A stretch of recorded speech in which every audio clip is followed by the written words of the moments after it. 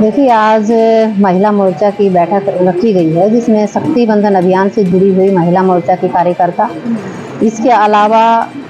Bharatiya Janata party ने जो महिला जनसंपर्क अभियान चलाया है, उससे जुड़ी हुई हर एक कार्यकर्ता आज इस बैठक में उपस्थित रहेगी। और इस बैठक में मुख्यतः अपने अपने बूथ पर किस तरह से महिलाओं को जिम्मेदारी संभालनी है और अपने अपने बूथ का एक एक वोट किस तरह से डलवाना है, उसके बारे में विशेष तौर पर चर्चा की जाएगी।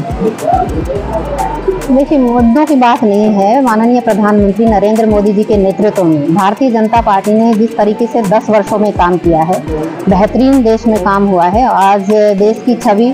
पहले से बहुत ज़्यादा बेहतर हुई है और माननीय प्रधानमंत्री जी का जो संकल्प है विकसित भारत का, उस विकसित भारत के संकल्प को साकार करने के लिए भारतीय जनता पार्टी का प्रत्येक कार्यकर्ता और देश की जनता 25 मई को भारतीय जनता पार्टी के कमल के फूल का बटन दबा करके जो 4 तारीख को रिजल्ट आएंगे, उसमें भारतीय जनता पार्टी का कमल खिलाने वाली है। देखिए, भारतीय जनता पार्टी ने जिस तरीके से काम किया है, धरातल पर काम किया है, एक अंतिम व्यक्ति के लिए काम किया है, और चाहे गरीब हो, शोषित हो, पीड़ित हो, वंचित हो, हर पिछड़े वर्ग के लिए काम किया है। भारतीय जनता पार्टी ने ऐसा कोई वर्ग नहीं है जिसके लिए योजनाएं ना बनाई हो, चाहे केंद्र की मोदी जी की सरकार हो, चाहे अभी तक मनोहर लाल जी की सरकार रही, उनके नेतृत्व में अभी माननीय नायब सैनी जी उनकी नीतियों को जिस तरीके से आगे बढ़ा रहे हैं, उससे जनता में पूरा उत्साह है।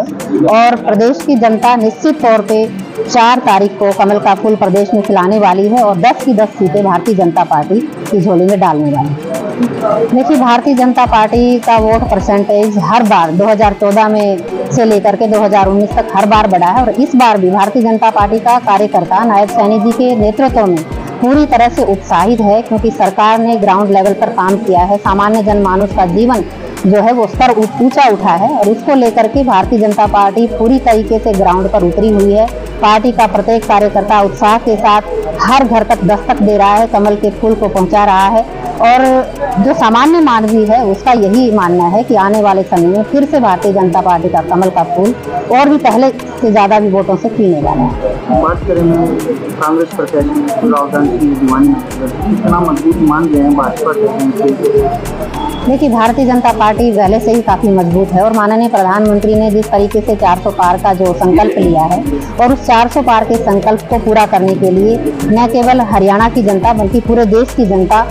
माननीय प्रधानमंत्री जी को फिर से तीसरी बार देश का प्रधानमंत्री बनाना चाहती है। और उसी संकल्प के साथ भारतीय जनता पार्टी फिर से 400 पार के नारे को पार करते हुए एनडीए 400 पार और बीजेपी 370, ये माननीय प्रधानमंत्री जी का संदेश है। उस संदेश को लेकर के प्रत्येक कार्यकर्ता काम कर रहा है। 23 तारीख को प्रधानमंत्री की जो बताई जा रही है रैली, उसके बारे में आपका क्या कहना है? देखिए, माननीय प्रधानमंत्री जी, मेरा मानना है कि पहली बार इस भिवानी महेंद्रगढ़ लोकसभा में आ रहे हैं, और उस दिन चुनाव का अंतिम दिन भी है, क्योंकि अगले दिन तो चुनावी दौर जो है खत्म हो जाएगा, प्रचार प्रसार अभियान। तो माननीय प्रधानमंत्री जी को लेकर के लोगों में जितना प्रेम है, उत्साह है, उनकी नीतियों को लेकर के जितनी जागरूकता है कि किस तरीके से उन्होंने काम किया, उसी उत्साह के साथ भिवानी महेंद्रगढ़ की जनता लाखों की तादाद में पाली गांव में उनका ये रैली का आयोजन होने जा रहा है। 11 बजे का समय है। मैं आपके माध्यम से भिवानी महेंद्रगढ़ के सभी वासियों से निवेदन भी करूंगी कि आप ज़्यादा से ज़्यादा संख्या में माननीय प्रधानमंत्री जी की बुलंद आवाज़ को सुनने के लिए पहुँचें। किस तरीके से उन्होंने देश के लिए काम किया है और भविष्य में किस तरह का भारत भारतीय जनता पार्टी बनाना चाहती है, किस तरह का देश हमारा बनेगा, आगे बढ़ेगा,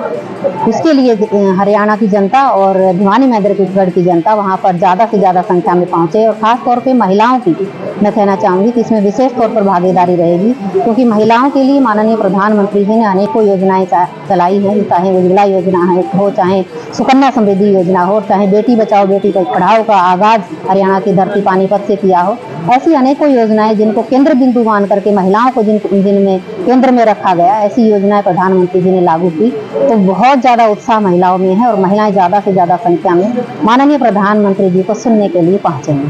प्रधानमंत्री जी के आने के बाद कितना मानते हैं कि किस तरह का माहौल बनेगा और हरियाणा में कितना उनका आने पर असर पड़ेगा? देखिए, माननीय प्रधानमंत्री जी ने जिस तरीके से काम किया है उसको अगर हम आकलन करें तो आज भारतीय जनता पार्टी की आंधी पूरे देश और प्रदेश में चल रही है, और इस आंधी में विपक्षी दल जिस तरह से बह जाएंगे मैं कहती हूँ कि कोई नाम लेवा भी शायद कांग्रेस का ना बचे, ऐसे हालात प्रदेश में होने वाले हैं। भारतीय जनता पार्टी का कमल निश्चित तौर पे 10 की 10 सीटों पर खिलने वाला है।